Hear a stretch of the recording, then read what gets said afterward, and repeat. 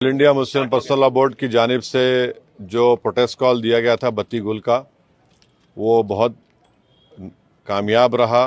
गैर मामूली उसका स्पॉन्टेनियस रिएक्शन रहा और ख़ास तौर से तेलंगाना, हैदराबाद और कर्नाटका से जो अभी तक हमारे पास रिपोर्ट्स आ रहे हैं, पूरे लोगों ने बिला लिहाज मज़हब मिल्लत इसका साथ दिया है। मैं उनका शुक्रिया अदा करता हूँ।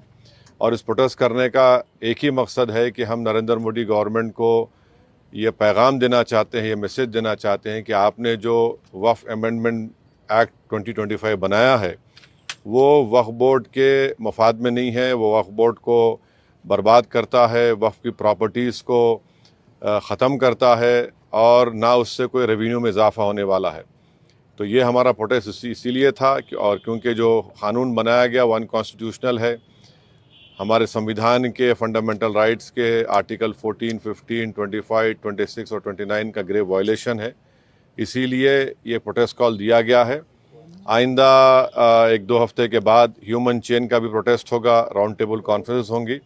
तो ये हमारा प्रोटेस्ट उस वक्त तक चलता रहेगा जब तक नरेंद्र मोदी की हुकूमत इस बिल को वापस नहीं लेगी। मैं आप तमाम का शुक्रिया अदा करता हूँ जिन्होंने इस बत्ती गुल प्रोग्राम में हिस्सा लिया।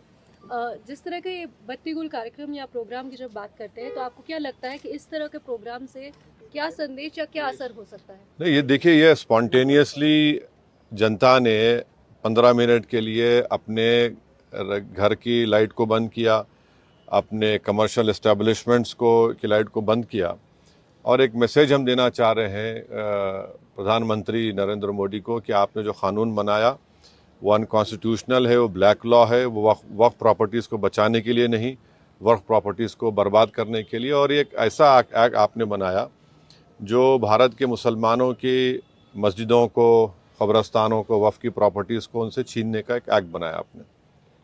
जिस तरह का भी माहौल बना हुआ है देश में, आतंकवादी जो घटना हुई है, आपने भी उसको कंडेम किया है, लेकिन ऐसे हालात में आपको लगता है कि देश में अगर अंदरूनी तौर पर इस तरीके से विरोध होगा? नहीं, देखिए, जहाँ तक पहलगाम में जो हुआ है उसको तो हम आउटराइटली कंडेम कर रहे हैं और करते रहेंगे। और हमने उस टेररिस्ट एक्ट को जिम्मेदार पाकिस्तान की इस्टेब्लिशमेंट, पाकिस्तान की सरकार को खड़ाया है और उन्हीं की पूरी सरपरस्ती में, उन्हीं की तायद, उन्हीं के सपोर्ट और फाइनेंशियल सपोर्ट से, मिलिट्री ट्रेनिंग से वो आतंकवादी पाकिस्तान से बॉर्डर क्रॉस करके पहलगाम तक आए और वहाँ पर उन्होंने 26 टूरिस्ट को जान ली। और सबसे अफसोसनाक और सबसे तकलीफ़देह बात यह है कि उन्होंने उनकी फैमिलीज़ के सामने ख़वातीन को, महिलाओं को, बच्चों को अलग किया और मर्द लोगों को एक जगह खड़ा करके उनका रिलीजन पूछकर, जो हिंदू थे, उनको गोली मारी। तो वो तो कंडेमनेबल है, उस पर कोई डिस्कशन होने की ज़रूरत भी नहीं है। जहाँ तक हमारा ये प्रोटेस्ट है इस कानून के ख़िलाफ़, वो तो एक ऑनगोइंग प्रोटेस्ट था। और आपको मालूम होगा कि all India Muslim personal law board ने उस टेररिस्ट एक्ट को कंडेम किया और क़रीब 3 दिन तक हमने अपने प्रोटेस्ट को रोक के रखा।